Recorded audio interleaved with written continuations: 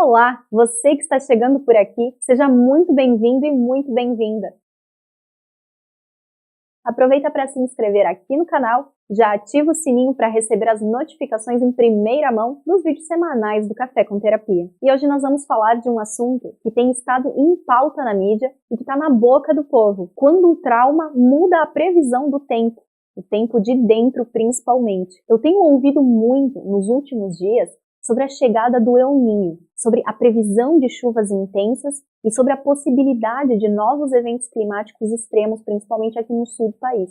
E eu percebo que, para muitos gaúchos, essas notícias não são apenas informações meteorológicas. Elas despertam algo muito mais profundo, a memória. Depois das enchentes que marcaram o Rio Grande do Sul nos últimos anos, a chuva deixou de ser apenas chuva. Ela mudou de identidade. Aquilo que antes podia representar aconchego, descanso ou até mesmo fertilidade para a terra, hoje, para muitas pessoas, passou a ser associado a medo, a perda, a incerteza. Basta o céu escurecer, a previsão indicar dias seguidos de chuva, ou então o volume dos rios começar a subir para que o corpo entre em estado de alerta. Quando nós vivenciamos uma situação potencialmente traumática, o nosso cérebro aprende a identificar sinais que possam identificar perigo. Isso é um mecanismo de proteção extremamente importante para a sobrevivência. A questão é que muitas vezes esse sistema permanece ativado mesmo quando não existe um risco concreto.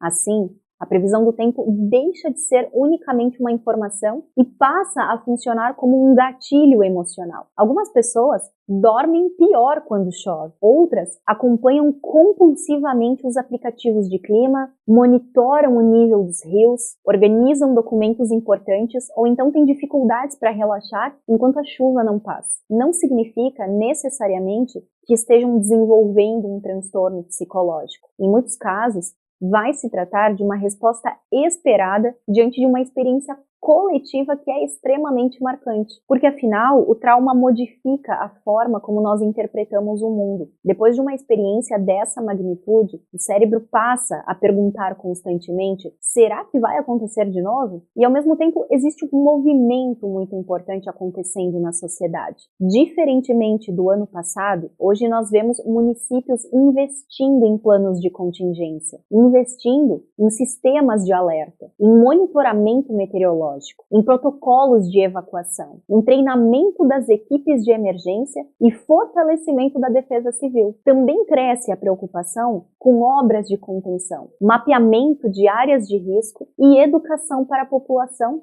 para situações de desastre. Essas ações não eliminam completamente o medo, mas elas ajudam a transformar a sensação de impotência em preparação. E existe aí uma diferença enorme entre viver um estado permanente de ameaça e saber que existem recursos, que existem planejamentos, pessoas trabalhando para reduzir esses riscos. Talvez esse seja um dos maiores desafios emocionais do pós-desastre. Encontrar um equilíbrio entre lembrar e seguir vivendo. É claro que ignorar os riscos não é prudente, mas viver todos os dias como se a próxima tragédia fosse inevitável também cobra um preço alto para a saúde mental. Então o medo, ele tem uma função importante quando ele nos prepara. Ele deixa de ser saudável quando ele nos impede de viver. E o El Niño pode de fato aumentar a probabilidade de períodos de chuva acima da média. Isso exige atenção, planejamento e acompanhamento das orientações dos órgãos oficiais. Mas também exige cuidado com aquilo que acontece dentro de nós, porque afinal, depois de tudo o que foi vivido,